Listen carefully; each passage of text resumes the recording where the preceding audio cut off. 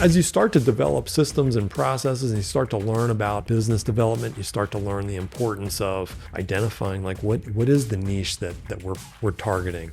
Let's start to shift our marketing to kind of drive more of that business. Over a period of time, it just organically started to take shape. You're listening to Stories from the Top, an inside guide to better business development. We're here with Mike Foering, one of the owners of Custom Craft. Mike, thank you so much for coming on the show. For our listeners, can you just give us a little introduction to who you are and what Custom Craft does? Yeah, well, thanks for having me, guys. I'm one of the owners at Custom Craft Contractors. We are a residential design build company. We're based in Lansdale, Pennsylvania. It's a family business. So my dad started the business back in the early 80s. So we've been in business over 40 years now. And the business has gone through some iterations over the years. And our most recent iteration came out of the recession where, we kind of made our way through the recession. And coming out of that, we decided to start to build on the design build model of remodeling. And so we've been building on that for the past kind of decade plus now. And that's really where we're at today. So how did you get started in the business? Was this something you always wanted to do? Or did you go to school for business, or what was your background in schooling and stuff? Yeah, so my degree is in engineering. So I'm a Penn State grad. I have a degree in mechanical engineering. And I grew up in and around the business since it's a family business. So, my high school summers were spent on job sites.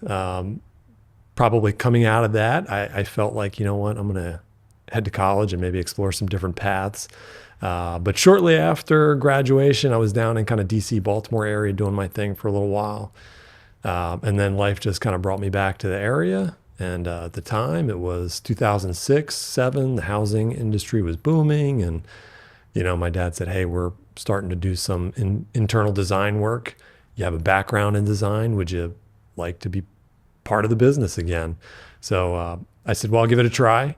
Recession hit, kind of muddled our way through that. And then coming out of that, I guess I just decided that, this is actually very interesting.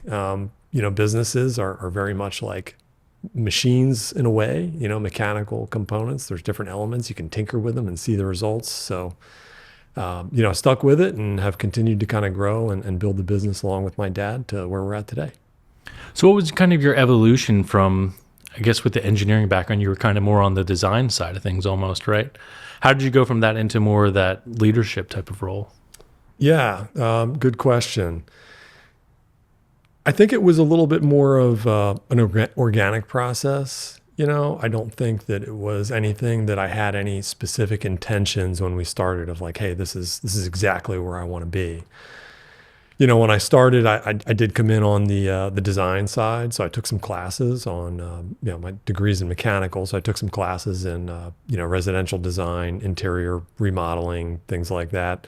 And got a license for one of the popular CAD programs back then, which we actually still use the updated version of.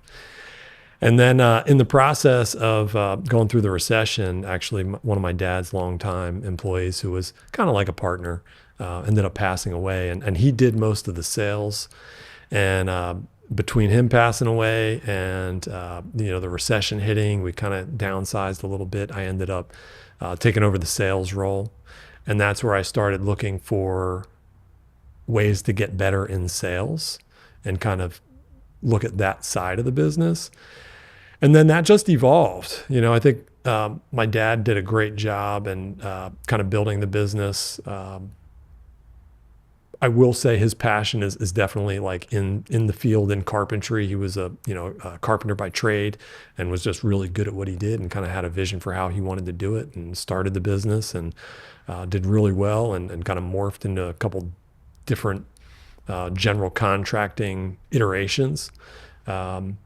But once I kind of took over the sales role and started kind of developing a better sales process, that kind of led into this design build model, which led into the need to kind of expand our team and the capacity.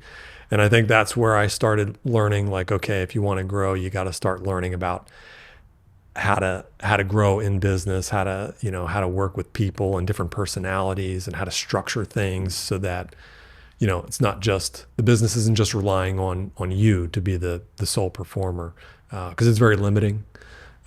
So, and then it just opens up a whole world, as you guys kind of know as well, that, there's just so much to learn and try. And so it kind of went from there.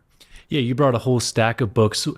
Did you have anyone mentoring you in like which direction to go and kind of educating yourself in business? Like you're the same as us, where we didn't go to school for it. We kind of had to pick things up, and it can be really difficult to know what's good advice and what's bad advice. How did you know which direction to go with your kind of self-taught education on a lot of this stuff? Yeah, that's tough. I would say probably one of the key elements there is getting a lot of input, having a lot of resources and people available to kind of help. I've always had a business coach. I shouldn't say always, but for at least over the past decade, I've always had a business coach. I've been really involved in our local NARI, which is the National Association of the Remodeling Industry. There's a really good local chapter in our area, the Bucksmont area, I met some really good colleagues that shared a lot about what they found successful. And then Matt, as you and I were talking earlier, got involved about a little more than a decade ago in a peer group. It's called Remodelers Advantage, and that's been fantastic. They're pairing you up with like-sized businesses from across the country, so you're not competing with people in you're not learning from people in your marketplace, so you can kind of share best practices. And the other thing that I credit Remodelers Advantage with is they've got not only do they help organize the peer groups, but they've got a team of coaches in different areas. And so as we've kind of grown, I'm constantly leaning into other people that either have expertise in areas or maybe are a few years ahead of where we're at, to just say, hey, what's worked for you? We're thinking about this. And that's been huge. And I think that's almost, it's not a requirement, but it certainly is something that I think has been a big part of kind of helping us grow. So as you're diving into your new role and in sales and reading books and getting mentorship, what were some of the sales systems that you decided needed to be changed as you continue to grow your business? Well, it's a good question. I'm kind of putting myself kind of back in the, where was I back then? I think, you like to think that the remodeling and construction industry is unique, but I'm sure it's not. But some of the challenges that we had early on were, just perception of contractors. And I think people's hesitancy with, maybe a little bit of a lack of trust, in the industry. And I think there's also a lot of businesses in our marketplace. And oftentimes those businesses are, smaller businesses, and they're usually, carpenters or contractors that are really good at what they do, but may not be business people. So the price points that, they're selling at or the services they're offering may not quite be living up to the, what we would hope to be at. So I think kind of looking back at that, trying to figure out ways to talk with prospects and, maybe allay some of their concerns and maybe kind of differentiate us because it is such a crowded marketplace, was probably one of the things that I was like, all right, how am I going to do this now? Because, you need to make sure that you're covering, your margins to make sure the business stays healthy. And you can't talk to everybody, and, you're kind of combating some of the different pricing and what people are offering out there.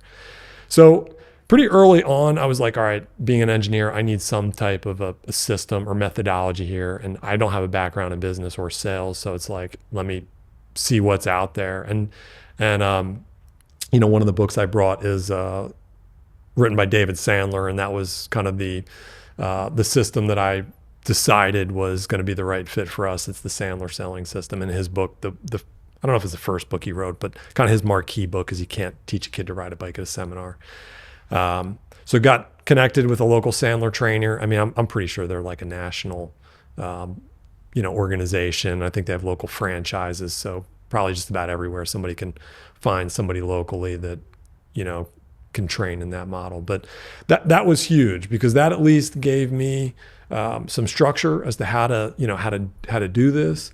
And then I think what it also gave me was a sense of confidence in what I was doing. Like, hey, this is kind of a tried and true method. I know it maybe at times felt a little awkward, but I kind of pushed through maybe some of the head trash that I had, and I think ultimately it's been really great for us. It might not be the right fit for every business, but in terms of what we do in our marketplace, I felt like it's been really really solid system to use, and it kind of laid the foundation for growth too. And that's What was like some of the big differentiating factors between what you were doing before this system and after you implemented it? So there's a story. I was actually at a Remodelers Advantage meeting. In fact, I think it was the very first one I went to, and the guy next to me had a company. I don't remember exactly where he was from, but somewhere in the United States. And we started talking about sales, and he was the question came up, or somehow it came up like, what are you doing at a sales meeting? What are you bringing with you? And at the time, I don't even know if I had invested in Sandler. I might have just read the book. I would bring my laptop and I created a little PowerPoint presentation. And I remember him telling me, and I was like, well, what do you bring? How do you run it? And he's like, I just bring my notepad and a pencil. And I'm like, that's all you bring? And he's like, yep, that's all I bring. And here I am, I've got like my laptop, I got brochures, I got, a PowerPoint presentation that I'm kind of walking people through. And he kind of talked a little bit about why he does that. And ultimately, that was probably one of the things was like, you know what, I got to learn about this whole Sandler model. Like this guy is, looking at, his business, on the surface appeared like, really good business, been in business a long time. And all he's doing is rolling in with a, notepad and a pencil. I got to learn more. So, so I did. So it may have even been after that meeting I came in, and the training was not inexpensive, especially back then. Small business, probably early 2010s, 2011, something like that. I want to say it was like maybe $10,000 over the year, and it was like, oh man, that was a big investment. But I will say that paid dividends many times over, and probably the best investment you can make is investing in yourself. So, that was me investing a little bit in myself, but also learning something that I could then bring to custom craft, and in the hopes to kind of grow and have a foundation to build on in the sales world. So it sounds like there was a big shift during COVID in the whole business model for custom craft. What was that change you guys implemented at that point? Is that when, like, were you doing design work before then, or was it really just building? All right, so COVID was challenging, but what initially caused the shift for me was the recession. The 2008, 9, 10 recession. And I would say prior to that, we were a little bit more of like your typical general contractor. We did a variety of projects from, just something as small as putting on a little, patio to, doing a large scale commercial project, light construction commercial project. Just really depending on what kind of business presented itself. And then, once, I kind of took over at sales and started kind of looking to develop that a little bit further.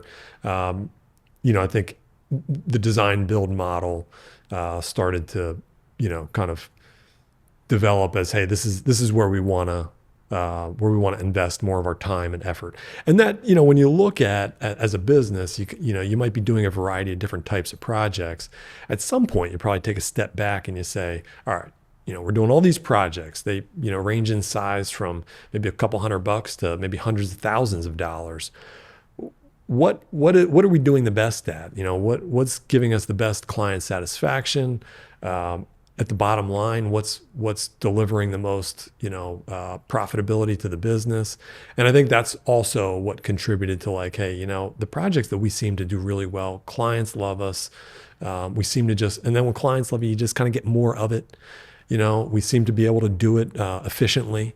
And it was those remodeling projects that were a little more than just like, hey, I want somebody to come in and put a new vanity in my bathroom. It was something that, required some expertise, some experience, some thoughtfulness to kind of reconfigure a space that resonated with our clients. We were good at it. And so that's where we just decided, let's kind of focus in on driving more of this type of business.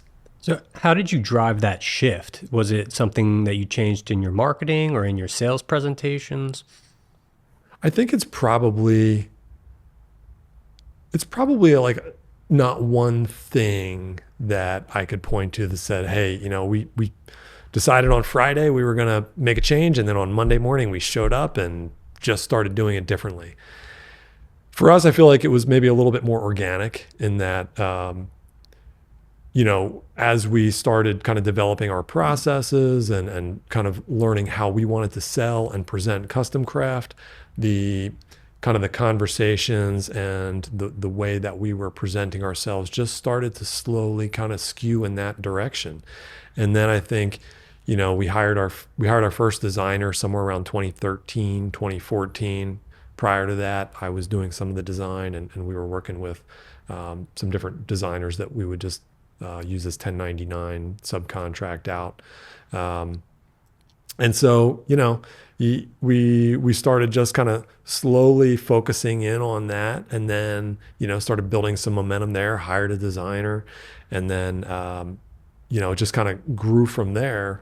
And then as you start to develop systems and processes and you start to learn about business development, you start to learn the importance of, identifying like what is the niche that we're targeting. Let's start to shift our marketing to kind of drive more of that business. And, over a period of time, it just organically started to take shape that this is what we want to start to pursue and improve on. How many people are in the business now? So I think we're at 21. We're a staff of 21. It's almost equally split between, some of the staff out in the field, the trade professionals, and, the staff kind of behind the scenes, the administrative, the design, the sales. So so there's a good mix, but yeah, there's a little over 20 of us now. And so I guess before you guys changed directions, was the team that same size, or did it kind of grow as you changed directions? Like, did you see a pretty direct growth in the business from changing direction? Yeah, I think once once we were able to kind of identify this is the path we want to head down, then I think other things start to become a little more clear and a little more straightforward. I think when you're, maybe back in the early 2000s or when I just came on board, we were a little more broad in terms of the projects that we might take on and who we wanted to be and who we would work for. It's a little more challenging to kind of craft a narrative and a story around that. But as we started to kind of focus in on a direction, it starts to, things start to open up, things become a little more clear. Okay, this is the path we want to head. And if we want to do that, here's what it's going to take to get us there, and then you can start to build out those, 10-year, 3-year, 1-year, kind of business plans with, structure and things like that. And then you can start filling the seats as you grow based on what you need. And I think that prior to that, I mean, when I was growing up, I think my dad always had a really good, solid structure and company and the staff. I mean, I grew up with a lot of them. And it would vary in terms of size, depending on what kind of volume was happening at that time. But it was, for the most part, fairly stable. But again, I think once we started kind of like honing in on who we were and where we were headed, it makes those decisions about how to start to expand and add a little more clear it's always rocky and it's always a challenge. But you start to get a little better sense of what you need to do. So what would you say for someone, it could be in building design or any business really, someone who's in those earlier stages where they don't really have that business background? What are some of the most important things that you found beneficial to the business to kind of take hold of first when you're trying to professionalize things and put yourself on a path to scaling? Well, like I talked about earlier, I think having a good team of consultants or, just people that you can rely on, maybe maybe a board of directors almost, even if you just kind of assemble it on your own, I think is important. I think the other thing, and this is one area that my dad really had right out of the gate, was good data. Like especially with your books and how you're recording your transactions and expenses. Just being part of Remodeler's Advantage and having the opportunity to talk to a lot of business owners at different stages of business development, that's something that I think, is often missing with, the companies that come in early in the game. You're kind of looking at some of their financial data and it's unorganized, it's inaccurate. And, as somebody who has been doing it for a while now, and wants to kind of give back and talk to them about, hey, here's some things you need to look at. It's super hard to give, advice on something like that when, you're seeing their financial reports and it's like, what is this? I'm not even sure what to tell you here because I don't know what I'm looking at. So that's probably like right off the bat, like get yourself some good resources, and then probably make sure that your data is accurate, because that's how your decisions are going to be made. And that's how people can help you. Like if you have good data and you can say, hey, I'm struggling with cash flow, or, I'm struggling to drive revenue, or my gross profit margin is not where I want. You got to go to the data to be able to say, okay, well, let's kind of see how your expenses are allocated. What's driving cost here? Where can we, or where can you potentially kind of shift or scale back or ramp up? So what kind of software are you using to track all this data? Well, there's a lot out there. You brought up, we actually maybe 2 years ago just did a big transition, which is not easy to do when you've got decades, or maybe not decades, but more than a decade of data in one of our our accounting software package. But in our industry, there's been a shift to a lot of these platforms that are kind of your all-in-one kind of management platform. And the software we were using did not align with that platform. So we ended up shifting to QuickBooks Online, which, historically speaking, I know QuickBooks has had an online version for years. We were not familiar with it.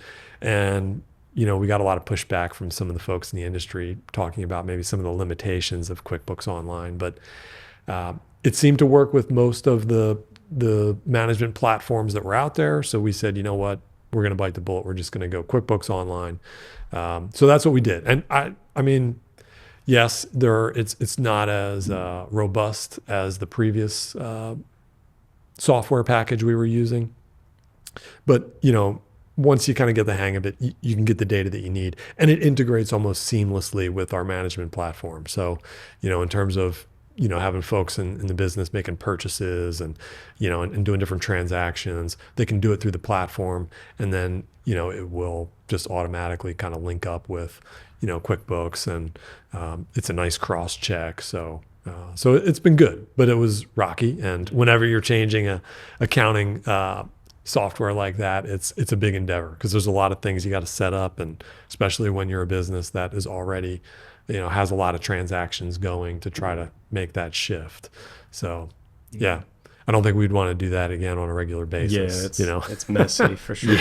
Yeah, we were looking at like just different project management software, because we kind of have our own system we've built, and just the process of switching over to the different styles is like, it's scary to even think about it, let alone like go through with it. Are you guys on QuickBooks?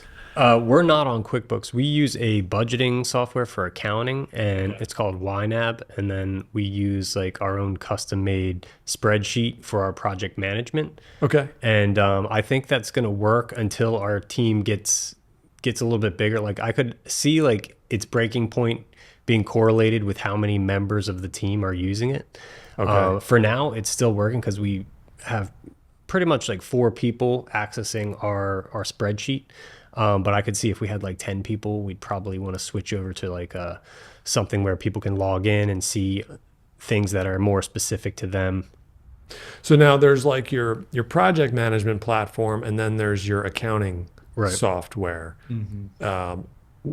They're not one and the same for you guys, right? They're two separate Okay. systems. And what did you use? What did you say you use for your accounting? It's a budgeting software called YNAB. Okay, YNAB. Okay. Yeah. I'm not familiar with that one, but Yeah. It was. It's more for like introduced, personal, like home budget stuff. But Okay. Yeah, my mom had recommended it a long time ago, and we started using it, and we kind of got our system developed within there that works really well. So Yeah, if it's not broken, we don't want to fix Oh, it. yeah, You know? it is. It was only $50 when we first, like $50 a year, and so we were looking at that when we were like 21, first getting started, and that was probably like the motivating factor that we chose to go with it. But now it's like we're so integrated with it, it's hard to switch out. Oh yeah. Well, we just did it, and it's Yeah. like pulling teeth. But, QuickBooks Online, the nice thing about that is, as far as access goes, it's super easy to access it online.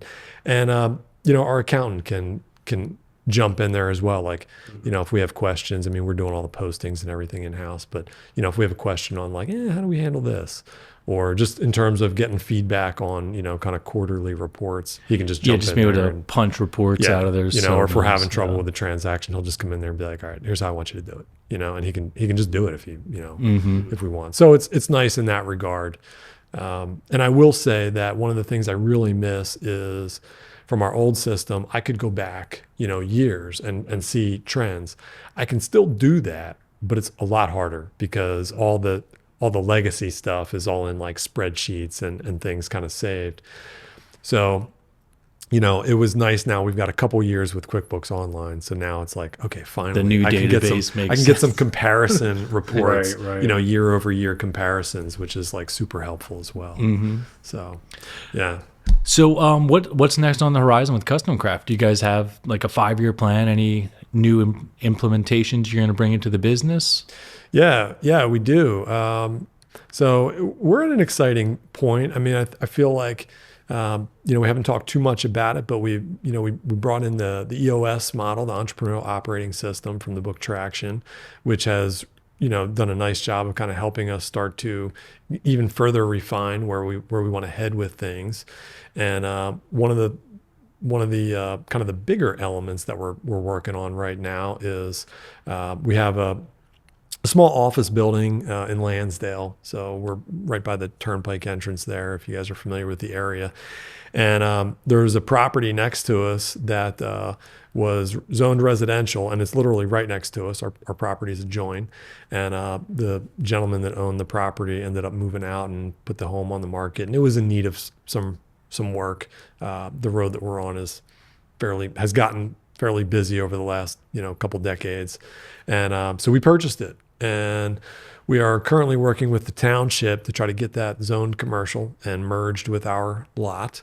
And we're going to hopefully be able to start on building out a more robust selection center showroom type space with additional office space. I think it should be pretty cool. We had one of the architects we work with put together some initial renderings of kind of how the space could lay out. And we're hoping to have that done by our 3-year plan, which we just finished up, which would be the end of 2027. We are in that office, in that showroom space and functioning. We've got a lot of work to do before that, but looking 3 years ahead, hopefully at the end of 2027, I believe we're in that space. It's functional, it's open.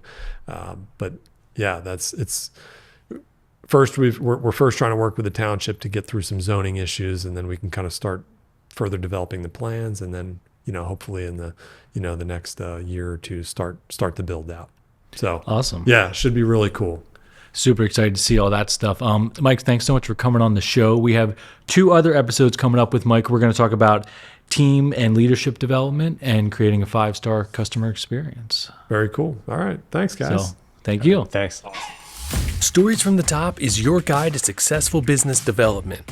Subscribe wherever you get your podcasts or find Edge of Cinema on YouTube. Stories from the Top is an Edge of Cinema production, hosted by Matthew Skura and Jeremy Schmidt.